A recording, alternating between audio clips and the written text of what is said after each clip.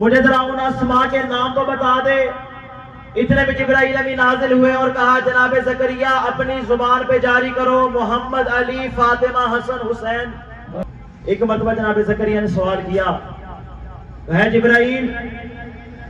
इन पंजतन के अस्मा में से जब मैं 4 के नाम लेता हूं मुझे सुकून मिलता है, जब मैं हुसैन का नाम लेता हूं तो मुझे रंज क्यों पहुंचता है। तारीख में मिलता है जनाब जिब्राइल ने सारा वाक़या करबला हजरत ज़करिया को बयान किया और वाक़या बयान करने के बाद वो लोहे कुरानी कहा, ये जो काफ हा या ऐन स्वाद है,